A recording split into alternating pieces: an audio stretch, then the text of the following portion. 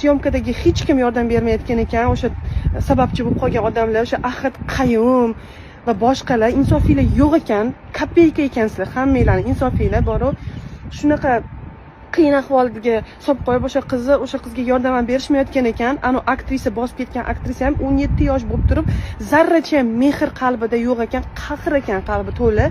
Yordam bergisi ham kelmayotgan ekan, uni ota-onasi ham yordam bergisi kelmayotgan ekan, pofig ekan, короче, hammasiga. O'shaning uchun iltimos ko'proq repost qilinglar, o'zingizlarning istoriyalarga ko'proq kommentariy yozinglar, o'sha qizni belgilanglar. Men ham belgilab qo'yib qo'yaman. Ahad Qayumni belgilanglar va ichki ishlarni, Saida Mirziyoyevani va boshqalarni kimni bilsanglar belgilab qo'yinglar. Men shu situatsiya iltimos ochiq qolib ketmasin. Bu nohaqlik. Umuman nohaqlikka men yomon qarayman, o'zingizlar bilasizlar. Va iltimos shu situatsiyada shu qizga ozgincha bo'lsa ham yordam beringlar va kimni finansiy возможности bo'lsa, keyingi operatsiyasiga, bu qiz keyingi operatsiya yana qilar ekan, o'shanga ham yordam beringlar. Bu qizni og'zidan qanday ovqat o'tyapti ekan, hayron qolaman.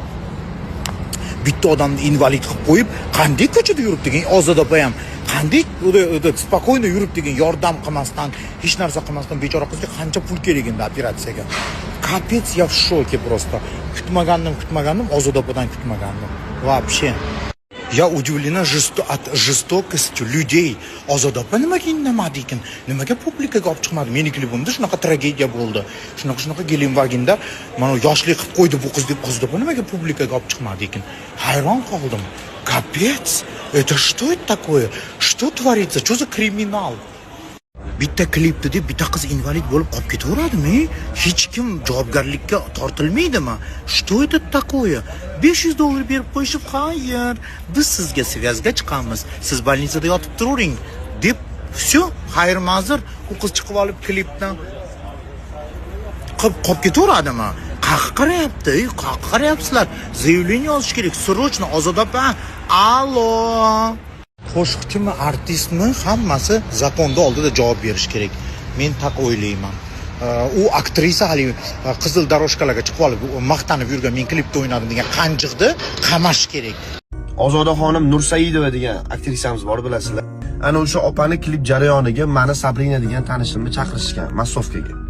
Qiz borgan paytda gelikka oldidan o't berasiz deb aytishgan. Eng qizig'i gelik urildi, 16 yoshga to'lmagan, voyaga yetmagan, pravasi bo'lmagan qizni o'tkazib qo'yishgan.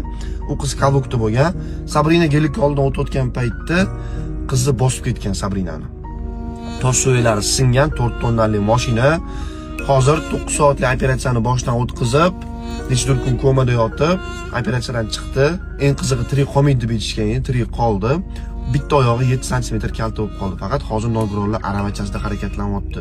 Eng qizig'i bu paytda Ozoda opani komandasi iltimos hech narsa demay, biz o'zimiz yordam beramiz, oyoqqa turgungacha yopti qilamiz deb aytishgandi. Operatsiya paytida ham tepasida turishmagan, klipligini ovurishgan va operatsiya tugagandan keyin ham klip premyerasida biz aktrisamiz deb qizil gilamlarda bet chidab yurgan.